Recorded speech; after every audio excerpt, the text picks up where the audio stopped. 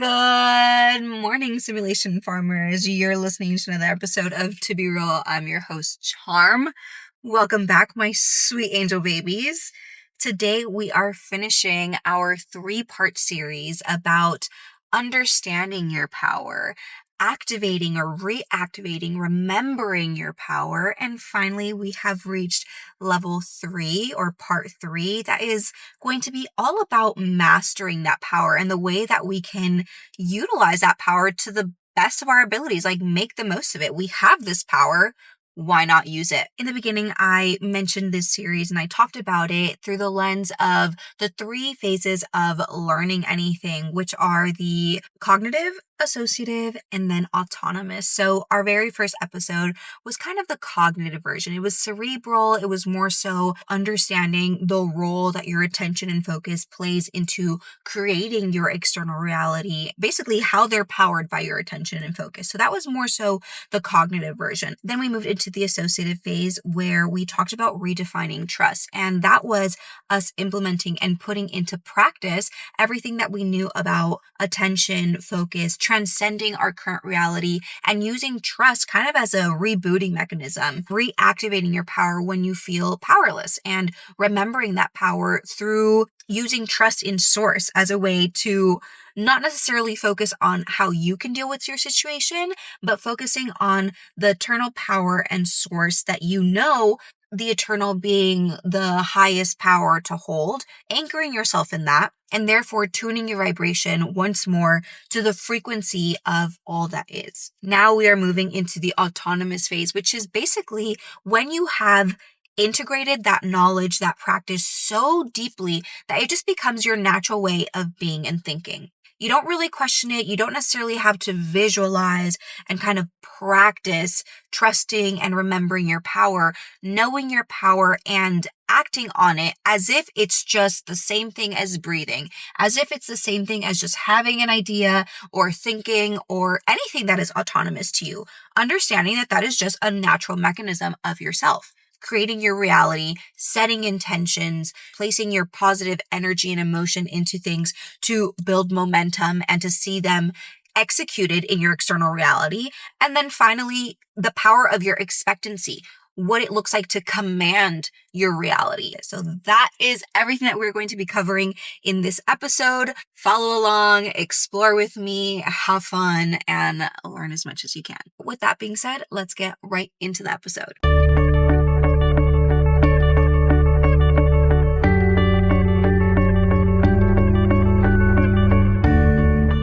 Okay, so beginning with the power of intention and how that's kind of dipping your toes into this realm of creating your own reality.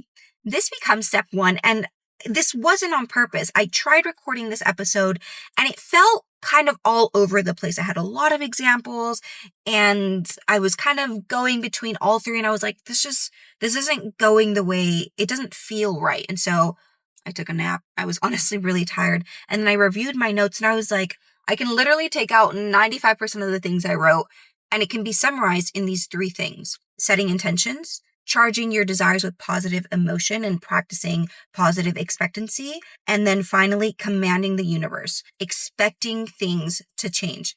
Commanding your reality, not even just positive expectancy, a sense of moving from expectancy to knowing. And so setting intentions is the first of that because you're dealing with what is easiest to deal with and what is easiest for you to control and command your internal experience. A lot of people, as soon as they learn about manifestation, really dive into everything that they can manifest externally. And you fall into this pit that I think is everybody's rite of passage, where 1, you're just so hyper fixated and focused on a specific manifestation. You're extremely attached. You're doing everything you can. You're guarding your thoughts. You're visualizing. You're doing the vision board. You're doing everything to change your external reality. You become extremely attached and tied to a very specific outcome, a very specific manifestation. And then you either receive it and it's just not at all how you thought it would be, or you don't receive it and you're like, why does manifestation work for literally everybody else except for me? Before you can master your external reality, you must master your internal experience. Your internal experience is what is projected outwards onto your external reality and will dictate your experience of your external reality. A movie is just a movie. Picture two people or an entire theater full of people watching the same movie. They are all watching the exact same movie, but not a single person is experiencing that movie in the same way. If somebody is really interested in cinematography and lighting and, the actors and the different skills that they're portraying, and they're interested in all of this, they're experiencing that movie through a very different lens, maybe a much more critical lens, maybe a much more intellectual lens. If someone is a romantic and, it's about a love story, they might just be feeling all about the romance and, that is what speaks to them. And they cry when the dog dies and they cheer for when the two lovers finally reunite. There might be the guy that was dragged here along by his girlfriend and is like, I hate this. Where's the action? Where's the fighting? Where's the bombs and the explosions? They're all experiencing this extremely differently. Why? Because you can only experience your reality through the lens of your internal world.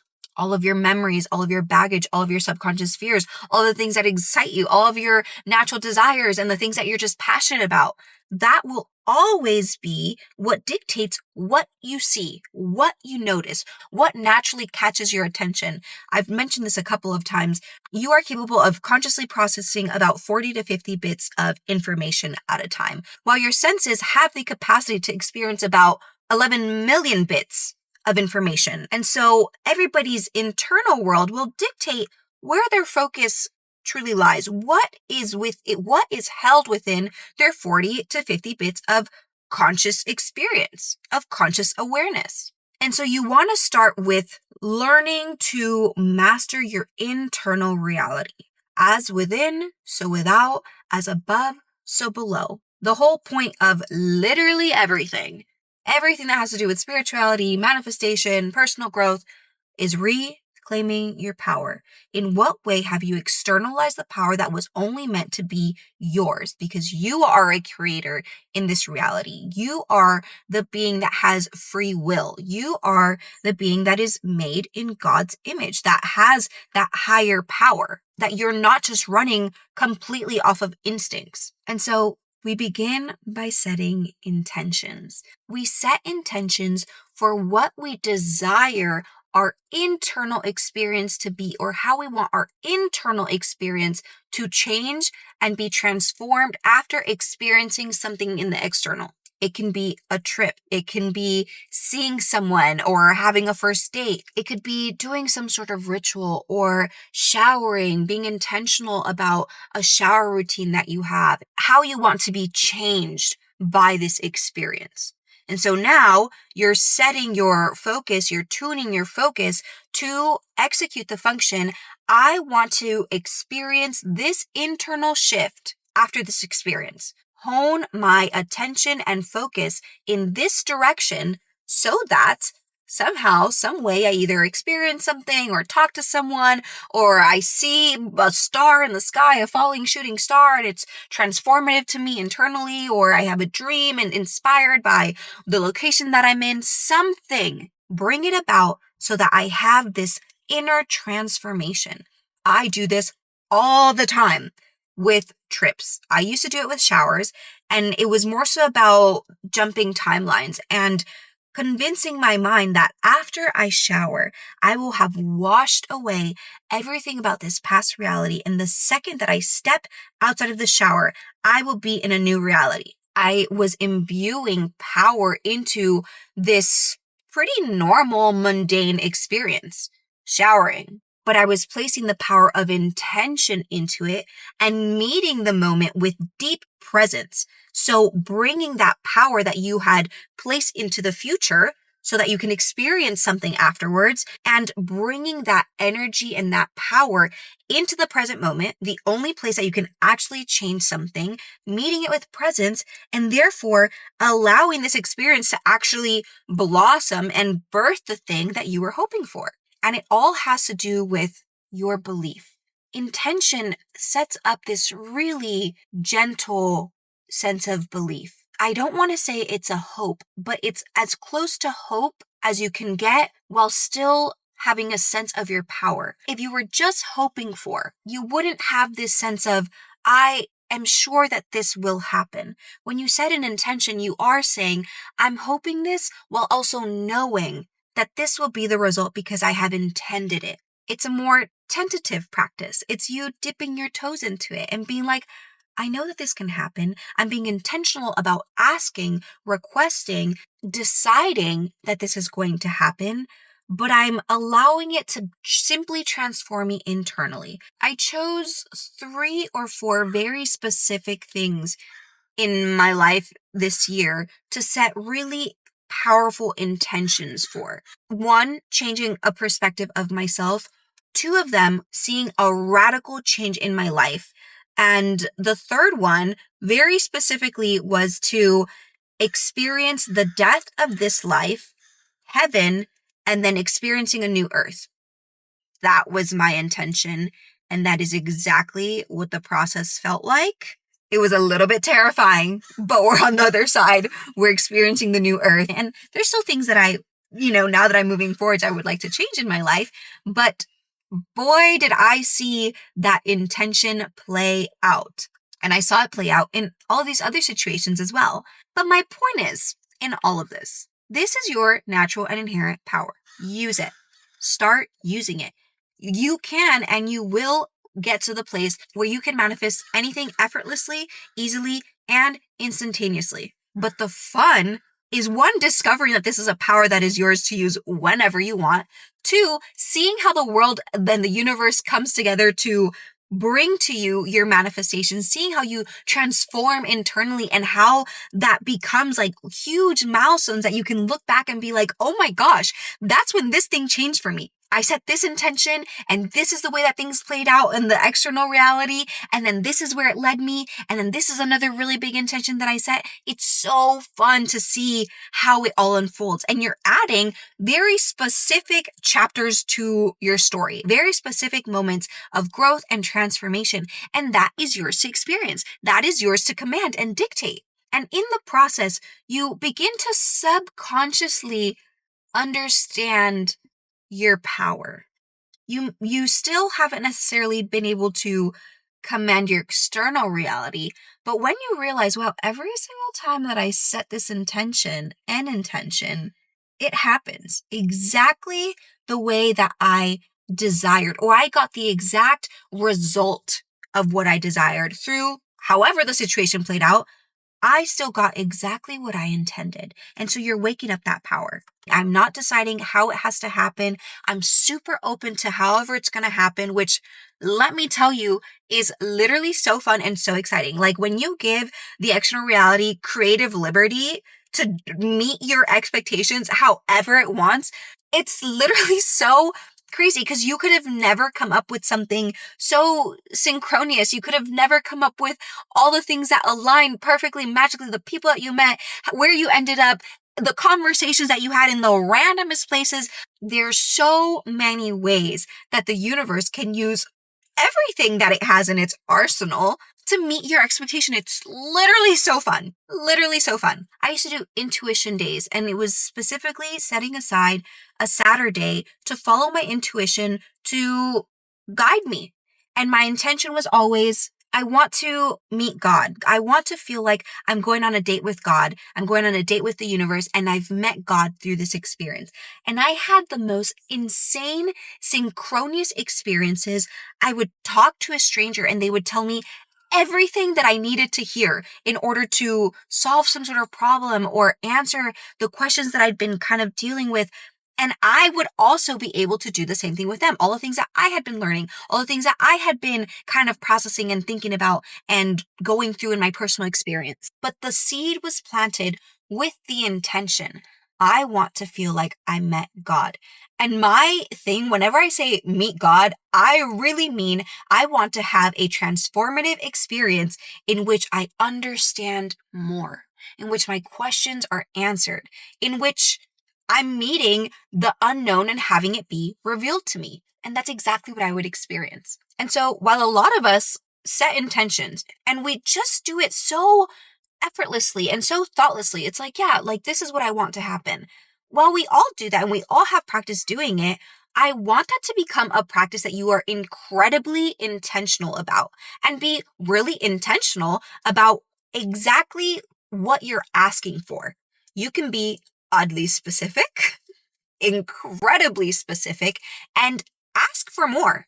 Ask and it shall be given. Start asking for really specific things that you know would transform your internal reality so you could show up better in your life. And there will be times that you're inspired to ask for something, like the whole life, death, heaven, rebirth, new earth thing that I asked for. I'm super dramatic as a person. That is very tiara coded to ask for. However, it was so fucking random. It was so random and so specific. However, it's exactly what I received. And it was, a terrifying experience because I did experience a sort of internal death and facing death and dealing with what it feels like to surrender completely to the most terrifying reality. Then choosing to transcend that reality and saying, you know what? Yes, I experienced this death. However, I'm going to choose to set that aside so I can experience the heaven that is present to me right now.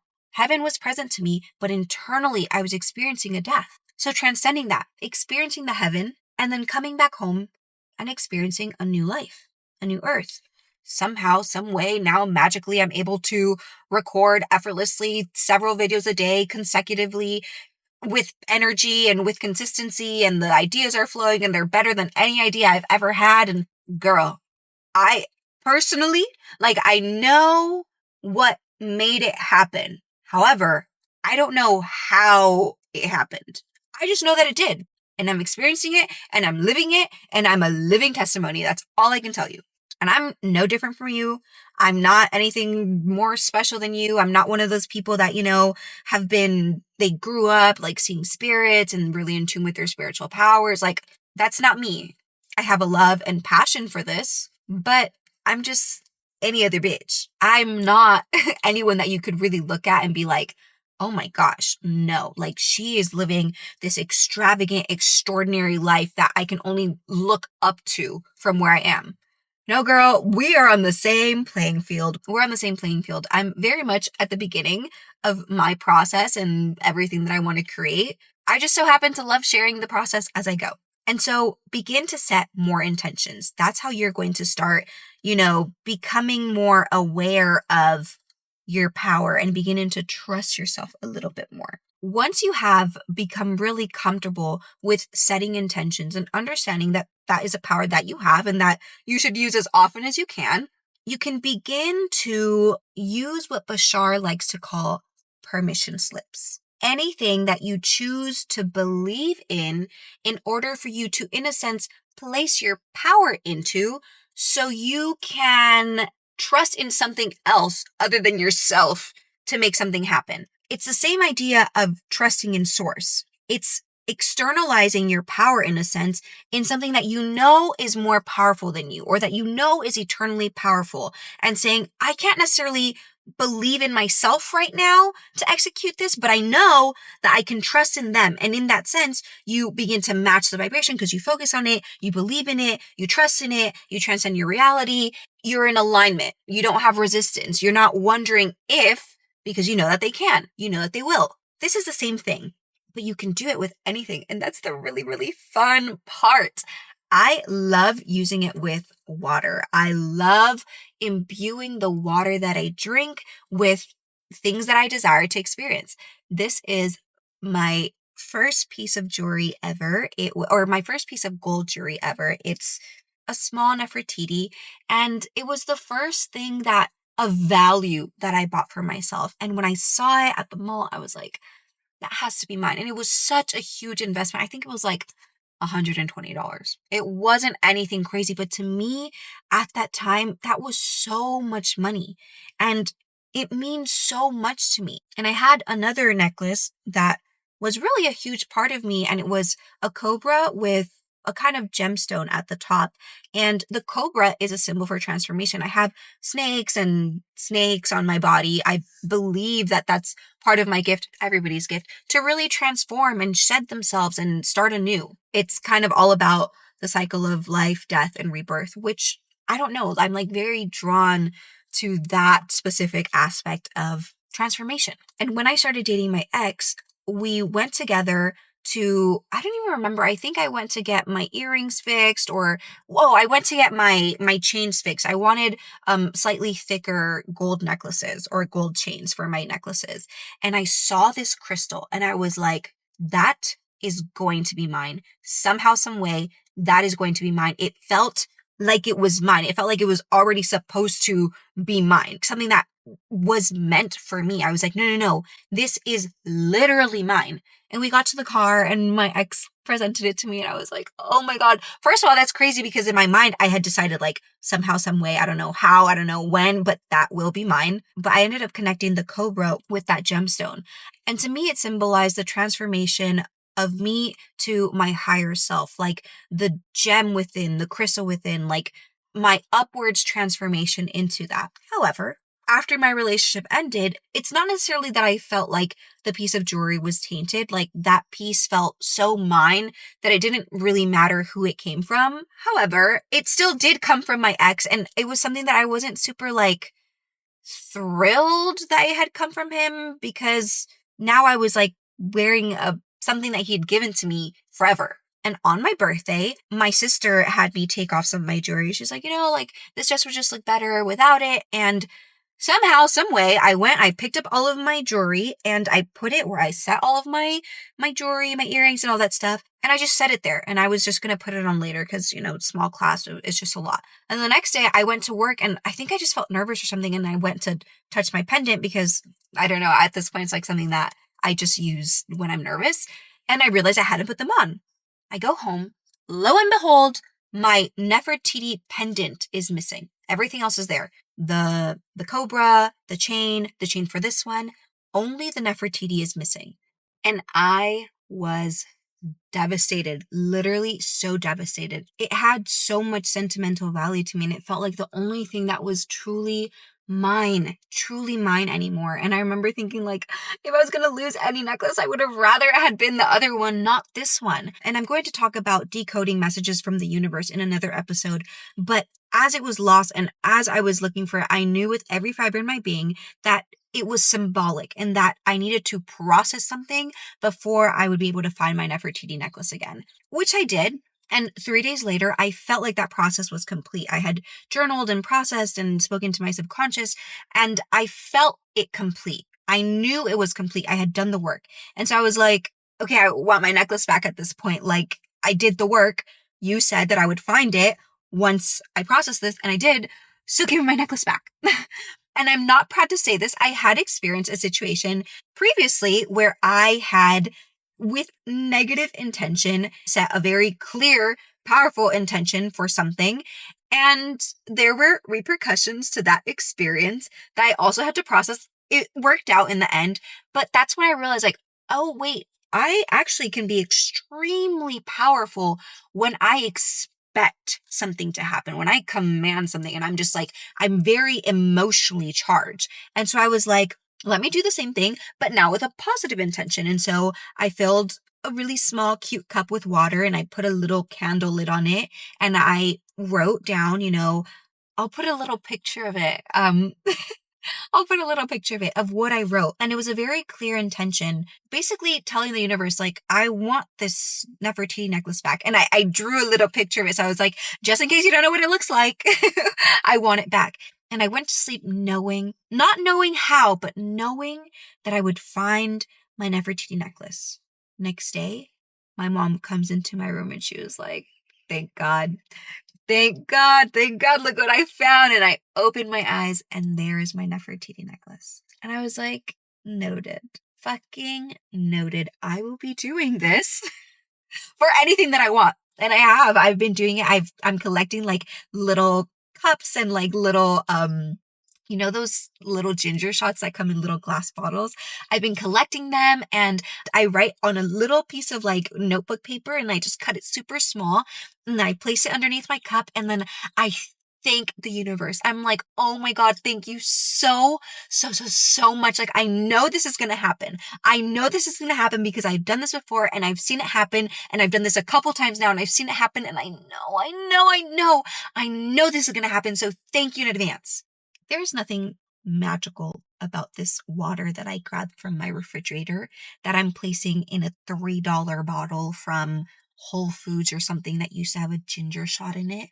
There's nothing special about the little candle lid that I cover it with that makes the water taste like a candle and honestly makes me want to throw up. But I'm like, no, it's the magic. It's infusing the magic. No, I am the magic. When I set that desire and I pour all of my positive energy into it, that is the magic. That is the power that I am imbuing this thing with. It's a permission slip. It's a permission to experience your own power. It's sometimes, especially with things that are so much bigger than myself, it's very hard for me to like really believe in the concept that I can change my reality in this very large way.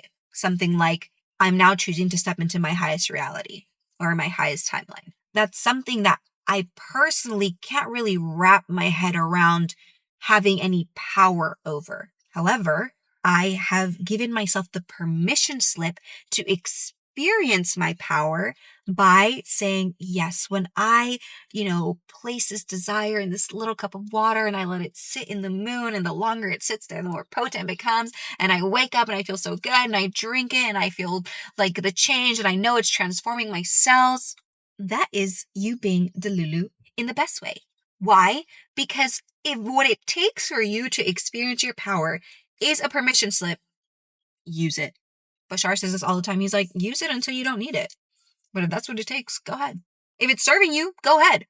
If you need to be delusional about the things that you tell yourself until you believe them because they're the thoughts that will align you with the reality that you want, who am I to stop you? If anything, I encourage you.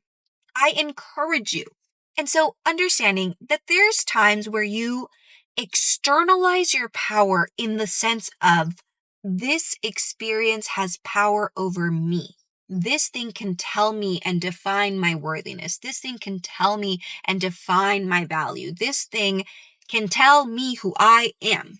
There's a difference between that kind of giving away your power versus placing your power into something intentionally. So it's an extension of your power. It's your power manifested in something else. Do you see the difference? One is your power is literally no longer your own. You've chosen powerlessness and allowed somebody else to have your power, which honestly, even in that sense, they don't have your power. It's just you living in the illusion of being powerless. No one can take your power. Your power is not something that they can take. It's just something that you can close yourself off to. You can experience the mental prison of thinking that you are powerless, but you're never actually powerless. Anyways, versus the other one is, I'm believing and I'm choosing to believe and place my power of belief into something else. One that will serve me, two that feels so good and that I know will align me to my highest timeline, that will, make my experience here on earth more exciting. It's imbuing your power into something else. And again, at any point you can be like, you know what? I think I've gotten to a place where I don't really need to write it on a little piece of paper and place it under the water. I believe in my own ability to just say it in my mind and have that be enough. That's the third step, by the way. But sometimes you need a little permission slip. Here's your permission slip. Power without permission. But if you need a little permission slip, write it for yourself. I know it's like super illegal for you to forge somebody's signature, but I'm almost positive that every single parent has their kid learn how to sign their signature so that they can just sign things off.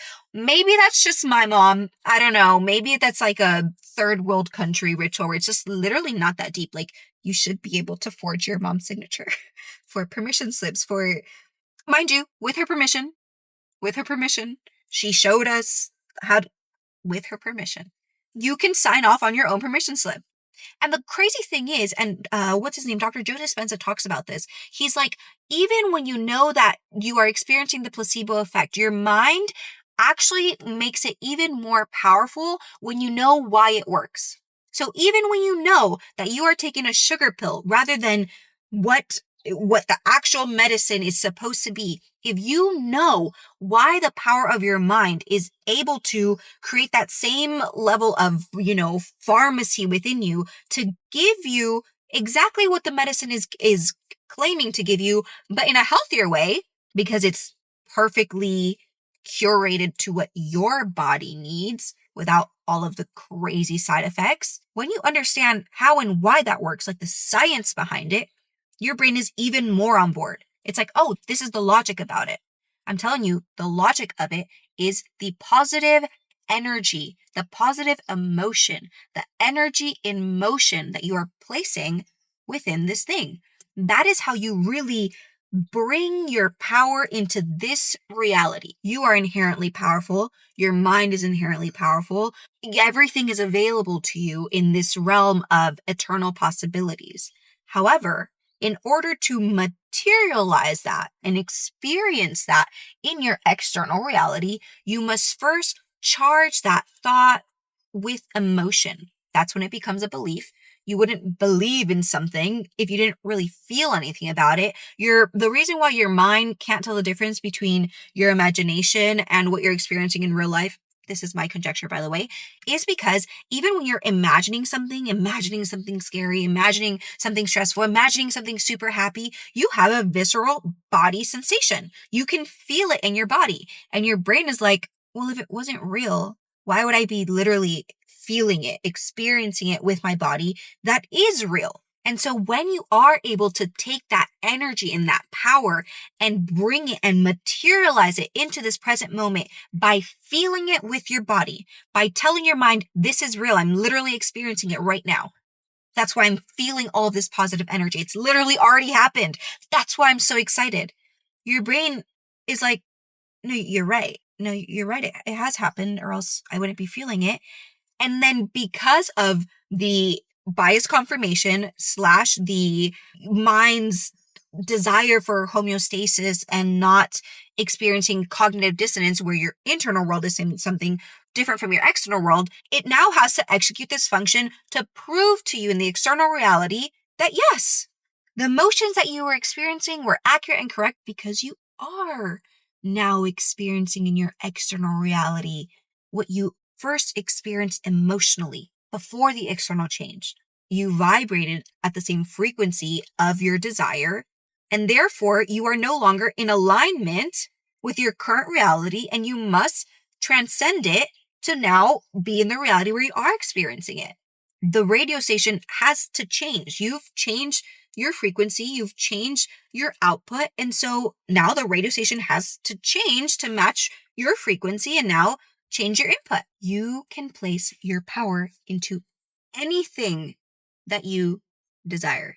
It's yours. For me, it's water. I love it. I don't know. The idea of the fact that we are, 75% water or something like that, I'm like, no, this water is transforming me on a cellular level. Mind you, I'm never drinking more than 8 ounces of water. Honestly, sometimes less. No, those 4 gulps of water are not transforming me on a cellular level. They're just not. But mentally, that is the permission slip. I'm like, yes, all the power is in this. I am now allowing myself to experience my power through this symbolic ritual or symbolic gesture or this just symbolic thing in general. This is the earth. It's your playground.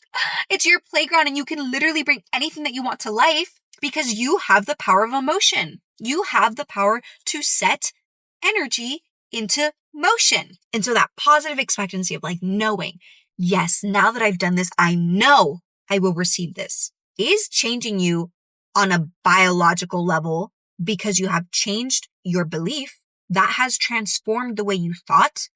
and therefore changes the frequency, changes your vibration. You are now different mentally, and so your body has to catch up. You're now a different being, but now you're learning to use your power, to use the eye of your mind to see things as real before your external reality proves to you that it is. That's you saying, no, no, no. I'm the creator of my reality.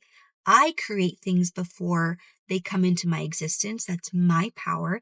And I've decided to use it. I am the conscious and intentional creator of my reality. Lastly, we're talking about commanding the universe, saying, this is what I'm going to experience. We're not playing any games. It's no longer like cutesy, like, oh, I believe, like, no. This is what it is. I've commanded it, and therefore this is what I will experience. And this is not just internal. This is having complete and utter control over your mind to the point where you can face fear in the face and say, I don't care that there's a million ways that this could go wrong. I have decided that I am laser focused on this one experience, and that is what I will experience. It's not allowing your 40 to 50 bits of information to kind of float around and, go with the whim. It's being extremely clear about what you focus on, grounding yourself in it. That level of trust is now in your fucking bones. It's not about, having to visualize or set the intention or just just be so excited that it's already happened. It's saying, this is mine because I said so, and I am the powerful creator of my reality, period. I don't care that nothing in the external reality is saying otherwise. And I don't care that nothing in the external reality is even showing me an inkling of proof that this could happen. Your external reality could be saying something totally opposite. And you said, no, I am commanding this, and that's it. I'm not fluctuating in my emotion. I'm not letting fear kind of sway me. I've set my intention. I've grounded myself in my power. I'm not relinquishing it to fear. I'm not even looking that way. My mind wants to kind of go that way. No, I don't care. I've intended this. And you move with this rooted sense of power, knowingness. You're not giving yourself a permission slip. You're saying, this is my power. I'm using it. Execute my command. I am commanding the universe. I am a powerful creator, and I am commanding things into existence. I can say that for the most part, I reach this level of power when I'm fucking pissed. When I'm fucking pissed that something happens, I'm like, no, abso-fucking-lutely not. I'm not dealing with this shit. This is what I'm going to experience. I don't care. I don't care. I don't care if you think I'm bratty. I don't care if you think I'm demanding. This is what I'm going to experience. And that's it. And I do be getting my way. I do. Why? Because I am the powerful creator of my reality. And when I choose to use my power and set my clear intention on something, and I release resistance and I expect it in a powerful way, because I know that I have the power to create whatever I desire and experience whatever I desire, it must be mine. I recently went to visit my sister in San Francisco, and so I had to take the BART to get to her house. And it's so funny. To get to her house, without her picking me up from the airport, I take a car to the airport. I take a plane to get to San Francisco, a subway to get to the ferry, and then I take a ferry, a boat, to get to the island, and then I walk like a block to get to her house. And so I joke about the fact that I have to take a car, a plane, a train, a boat at my feet to get to her house, which I think is so funny. Anyways, I get to SF, and my sister's like, you can either wait 35 minutes for me, or you can, take the BART and I'll meet you there. And it'll basically take the same amount of time, except now I'm going to have to go there and then back. And I was like, so fine. I've done this before. It's nighttime, but I'm not having to do the whole trip. I'm just taking the BART. I'll meet you at the next station.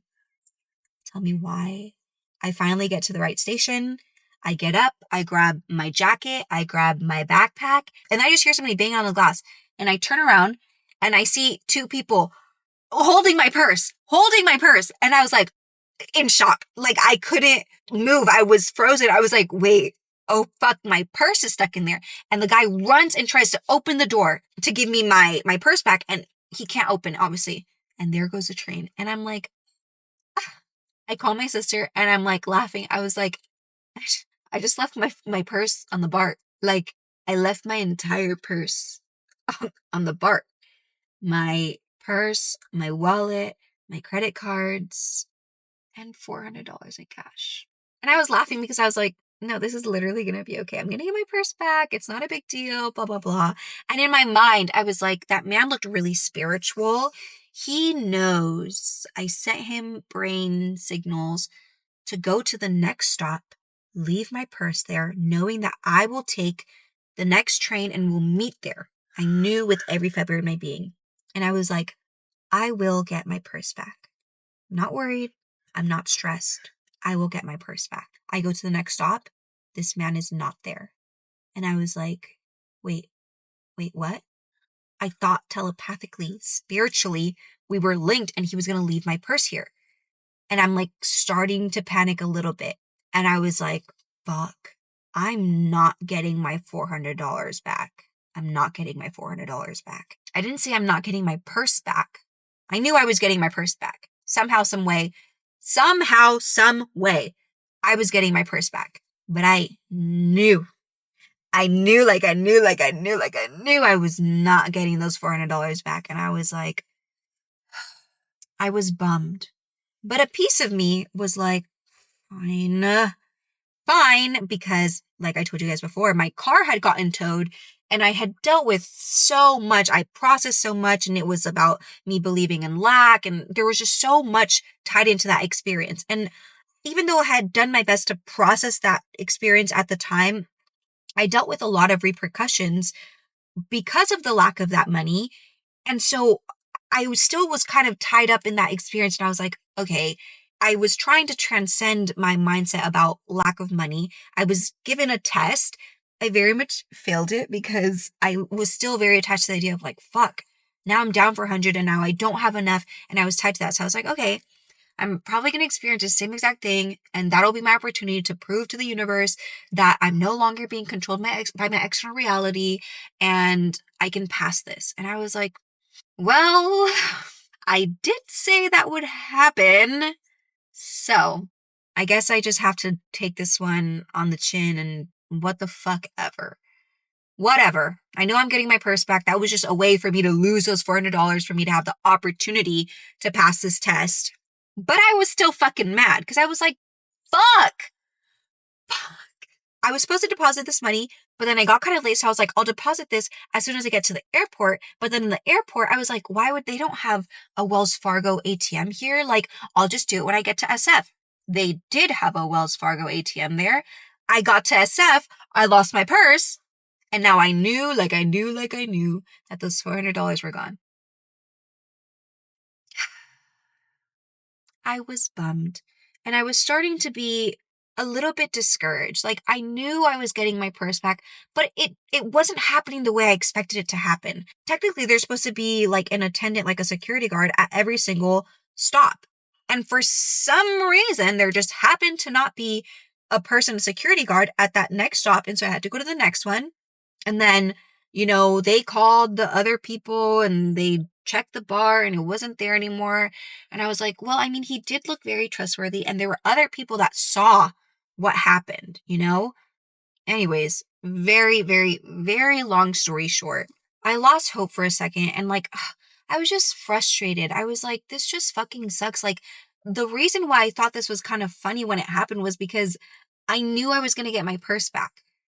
But that was my intentional belief. And even after it wasn't where I thought it was going to be, I was like, I'm frustrated that it's not happening as easily as I thought it would, but I know it will. But more than anything, I was bummed because I knew I was not getting that money back. Long story short, I got my purse back the next morning, 5 a.m. God is good. Everything was there except my $400. And I was like, fuck. I was so intentional about believing I'm going to get my purse back. I will get my purse back. But I never for a moment even considered to also say, I will also be getting my money back. I started off with a lack of belief that I would get the money back. And the longer I stayed at my sister's place, I think I was there for like 4 or 5 days, I was getting fucking pissed. I was like, no, I want that money back. I don't give a fuck somehow, some way, I will get that money back. No, I'm not going to just lose $400. Like, fuck that. Literally fucking no. Sorry for the cursing, but that's what I was thinking. I was like, no, I'm getting that money back. Somehow, some way, maybe I just thought that I put that money in my purse, but when I get home, I'll have forgotten and maybe it's actually in my bed. Like, it's somehow, some way, I will get that money back. And to be very honest, I knew that money had been in my purse. Like, I remembered grabbing it and putting it in like the side pocket of my purse. So I knew it wasn't in my bed, but I was like, I don't care. I'm commanding this, and therefore somehow, some way, someone has to do something so that I get these $400 back.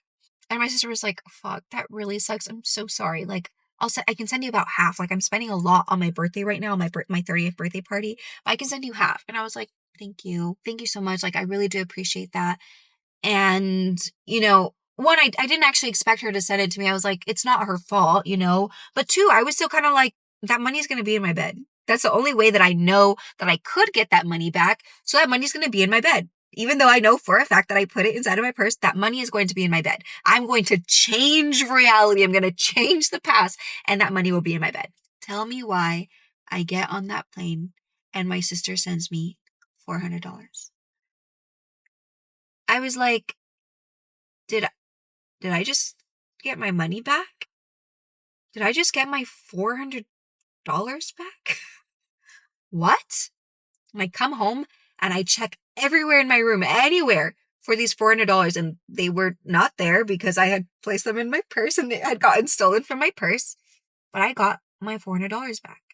I got my purse back from the BART with everything in it, my wallet, my credit cards, everything untouched.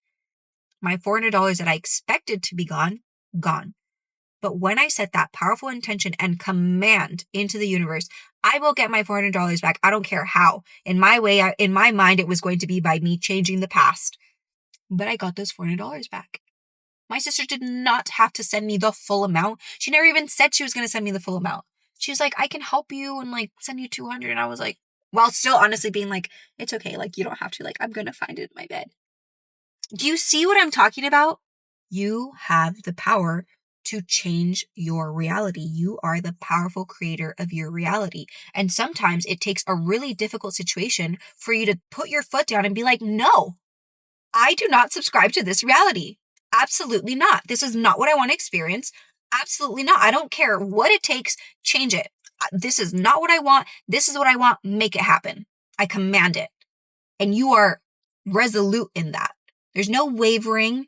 You are giving a command that you expect to be executed.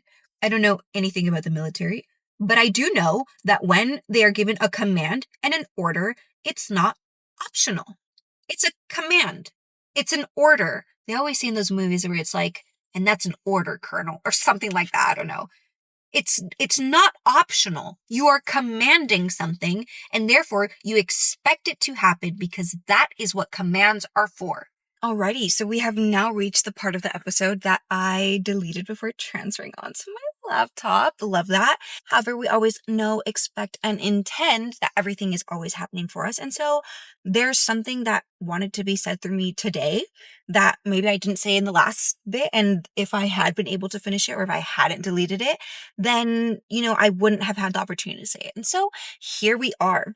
Anyways, I think it's really important for me to be clear about the fact that even when you are commanding your reality in the second phase where you are, placing a powerful expectancy for what you desire to happen, you are not commanding a specific way as to how things will come about. You are commanding what you expect the outcome to be. When you are commanding a very specific outcome in this phase of mastery, you are commanding a specific outcome, not the process by which you will reach that outcome. When you focus on the how, which is none of your business. Why? Because you don't have access to all of the resources, knowledge, and unboundedness from time necessary for you to be able to orchestrate those things. You just don't. You're limited by your human, limitations. You're limited. So it has nothing to do with you. And so in terms of how you're going to get from point A to point Z is none of your business, outside of your pay grade, outside of what you are even capable of. And so you can say this is the final result that I would like to have. But when you get tied and attached to how it has to come to be, because you're no longer allowing it to be one, a co-creation, a co-creative process with the universe, and two, you are not allowing yourself to receive the flow, receive the next step, receive and be open to however the universe decided is best for you to reach point A to point Z. In my example about losing my purse and the $400, my idea of the how was, that I would come home and somehow the past would have been changed. And so I would find that money in my bed, even though I knew for a fact that that money was placed in my purse before I left. That was my conjecture of how it would happen because I really didn't know any other way that it could happen. I don't have anybody in my life, apparently I do, that would willingly send me $400. Like when it first happened, I called my friend. I was like, oh my God, like I'm so sad. My purse, my money, blah, blah, blah.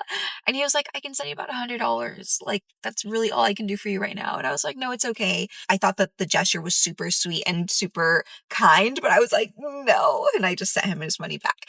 But when my sister offered me the money, I was just really grateful. And I was like, maybe the $200, the other $200 would come in like a different way or whatever. But in my mind, at no point was I settled with receiving anything less than $400. I was like, somehow, some way, I will get that money back, the full 400. And then I started thinking like, dang, if I had kept the $100 that my friend sent me and, my sister sends me $200 and that would have been $300 and like, maybe I should have, but then I was like, no, like that's not how it was supposed to be. Like I want my full 400 and I don't want to be thinking about like X, Y, and Z. And who knows, maybe if I had accepted those, extra $100 and my sister, maybe it would have happened in a different way. However, it didn't. I rejected the first $100. But now that I think about it, when my friend sent me those $100, the first $100, I was still in like my sad girl phase. Like I hadn't decided I will get my money back. At that point, I was like, my money's gone. Like I wasn't even open to receive the money that was being sent to me. Like if you lost any kind of money and somebody offered you $100, would you say no? I did because I wasn't open to receive, and my internal world created my reality. My internal world of being a victim and of just being like, oh, woe is me, literally prevented me from receiving something that was literally sent to me via Apple Pay. And I had $100 that I did not have before. And I was like, no, return, refund, whatever. Like, please be so for real. Like, do you see what I'm talking about? How you have to be open and accepting to receive what source is already flowing to you, to receive what is already there, to receive what they are providing, the provisions. But again, the point that I want to make is that the how is none of your business. When you begin to insert and dictate how the story must play out, that is when you start, limiting source. And when you limit source, you begin to limit yourself from receiving everything that source is capable of providing you with. All the synchronicities that source can make happen and stuff like that. All the people that you can meet, the place, the whatever, the generosity that somebody feels in their heart to do something for you. My sister did not, first of all, have to send me any money, period. She only said she was going to send me $200. And honestly, I wasn't even expecting that because you don't owe me money. Like you don't owe me anything, honestly. But to send me the full amount, that was literally just generosity inspired in her heart that she willingly took action on.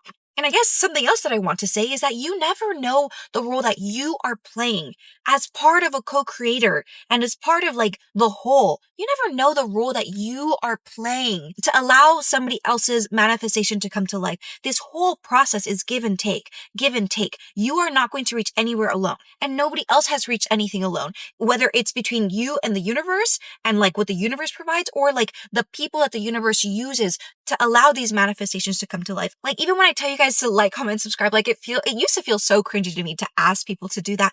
But I know, I'm fully aware that I'm not going to get anywhere by myself. The audience is necessary. And so to be open, to allow others to be used and to allow yourself to also be used, to act on that inspiration, knowing that in the same way that others will help you receive your manifestation because the universe inspires them to do something and they take action on it, allow yourself to also act on that, and not for the outcome, not for them to receive their manifestation, but to stay in alignment with what source and inspiration is calling you to do. The more you act on inspiration, the more you are able to receive knowledge and information and be attuned to what source is bringing to you, the things that are being downloaded into you. And honestly, this feels like such a tangent from the episode, but it's something that I really, really want to stress as well. But yes, allowing yourself to be used and allowing anything else in your reality to also be used, not limiting it. You can try and come up with like a conjecture or like, a possible way that things can get there, but don't be so tied to how it's going to get there. You don't know. If you did, you wouldn't be requesting this or commanding this or asking this. You would just know that it's happening and that's that. It would just be the natural execution of something that you already, knew was going to happen. There wouldn't be that gap of space between A and Z. It would just be A to B and you know how to get there. So be open to allowing the blanks to be filled. You have your power and source, God, infinite creator has their power. You do your part and allow source to do their part. Yours is to envision, desire, set your expectation, command, and source's job, infinite creator's job is to make it happen in some way. You set your aim and you shoot your arrow and source decides, in what direction the arrow is going to move, how the wind is going to blow, whatever, in order to make sure that you reach your target. Something else that I mentioned briefly when I was talking about positive expectancy was defying fear. However, when you reach this level of mastery, this is something that you need to be able to be resolute in. This past year was the first time that I had to fill out a 1099 form for my taxes for dancing, and I was terrified, like so terrified. And one of my dancer friends recommended the person that does her taxes for her. And on my way there, I was shitting myself. I was like, how much am I going to have to pay for taxes? I am so scared. And on my way there, I was like, no, absolutely not. I am not about to allow my fears to get the better of me and therefore create an outcome that I do not desire. If I'm already imbuing the future with the energy of, I'm so scared. Oh my gosh, how is this going to go wrong? How am I going to pay this? Like, am I going to have enough money? How am I going to come up with the money? If I'm already imbuing my future with that energy, if I'm impregnating my future with that energy, the only thing that can be birthed, the only DNA that my manifestation can hold is the DNA that I place into it, the fear that I place into it, the stress that I place into it. And so I was like, absolutely not. I command that somehow, some way, this is going to turn out better than I expected or hoped for. And then it was like a 40-minute drive. And the whole time I was battling, going back and forth, fear, and then positive expectancy and command, fear, positive expectancy and command. And I had to make a very concerted, intentional, effort to rip my attention away from the fear, the natural fear that was coming up to me and saying, absolutely not. I'm shifting my attention to what I desire. And that's that. Anytime that the fear would try and come back in again, I'd be like, nope. I'm not doing that. I don't care. This is what I expect. This is what's going to happen. This is what I expect. This is what's going to happen. And so even when you're, mastering this, I'm not saying that you will be a master in terms of fear will never come up. That is a natural thing that comes up. Yes, if you've been a dancer for a year and this is your first time doing a 1099 and you've never, gone to a tax person because you've had a W-2 and you just plug in the numbers, you've never had that. Yes, being scared is so valid and so normal. However, just because something is valid doesn't mean that you have to give into it. Just because an emotion, a negative emotion is valid doesn't mean that you have to surrender to it. You are not a slave to your emotions. You can choose, no, that's not what I'm doing. And in being the powerful creator of my reality, I get to dictate whether or not I allow myself to be consumed and dragged in whatever direction these negative, situations or these negative thoughts, feelings, and beliefs are going to take me in, drag me in, because that's what's easiest. It's easiest to, think about the worst case scenario. Or am I going to be a conscious, intentional creator of my reality and decide for myself how I am going to feel emotionally, the emotions that I am going to charge and place into my future, the reality that I want to experience. That is your power as a conscious creator. That is you having mastery of this. Controlling the direction of your emotions. I gave the analogy before of a sky dancer as an example of your manifestation, those tube men things that are outside of, car sales places, car lots, whatever, and how the tube man is an example of a manifestation in your external reality. And that your focus is, the thing that decides where the air flows into. It decides which tube man is going to be activated in your external reality. And that your emotions is the type of air that is going to come out. It's the thing that's going to decide whether the tube man is, dancing a dance that you enjoy and you want to keep looking at it, or if it's a terrifying dance that you want to deactivate in your external reality. Your emotion is your energy in motion. And so to be a master in this, to master your ability to be a conscious creator, is to master your emotions. Not even master your emotions, to be the master of your emotions. To decide for yourself how you're going to feel, the kind of emotion that you will face your situation with, even if it takes effort to do so.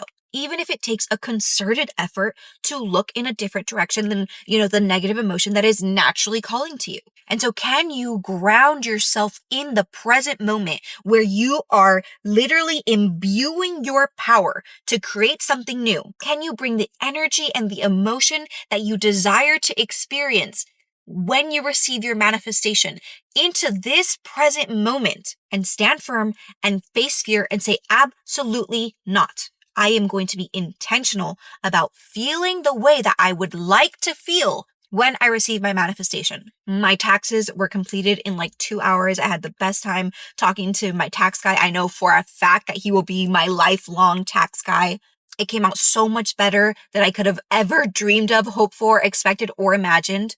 I was able to easily afford his service and the amount that I would have to pay for my taxes. And he was able to help me with something else that had nothing to do with my taxes, or it did have to do with my taxes, but it was like something totally separate that I had been really struggling to figure out on my own. And as I was driving on the way back, and I was so full of gratitude about the way that things had turned out, I knew with every fiber in my being that the experience that I had just had and the reality that I was now living in was a direct result of the energy that I had imbued, the intention that I had set, the positive expectation that I had had, the command that I had placed into the universe for things to turn out a certain way, for things to end up better than I could have ever dreamed of, hoped for, expected, anything. I knew that if I had allowed myself to be consumed by the fear and the energy, even if things had turned out well, the energy that I would be feeling after that manifestation would have been relief rather than radical joy and gratitude. Just relief, like, oh, I dodged a bullet. I didn't want to feel crazy relief. I wanted to feel like, oh, yes, I feel empowered. I feel excited. I know how to do this next time. You are the powerful creator of your reality. You need to first bring your awareness to that fact. And second, you need to start practicing. First with intentions, because you must master your inner self first. Don't try to focus on, manifesting anything on the external. Just start with the internal. The wonderful thing about intentions is that you don't need to see any kind of external proof to know that there's been a change. The change that you are claiming and intending for is solely internal. It's a mental shift. It's an internal experience. And then finally, when you reach this level of mastery, you are able to combine all the things that you have learned and practiced and have, been able to experience your own power enough that you can trust and know that this is your power. The whole thing right now, and in every lesson, like I have said, is reclaim your power. Sometimes you have to prove to yourself enough times that this is a power that you have in order to be able to practice it in a bigger way. With setting your intention, you're practicing only the internal change.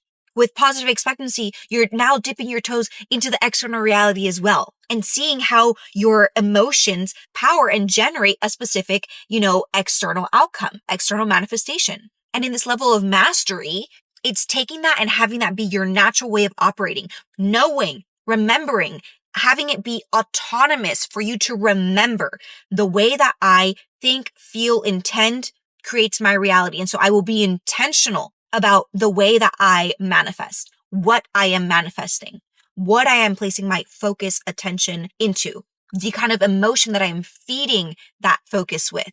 practicing it so much that you meet each moment with conscious awareness of your power. You're no longer being tentative and trying to prove to yourself and remind yourself of your power. You know it.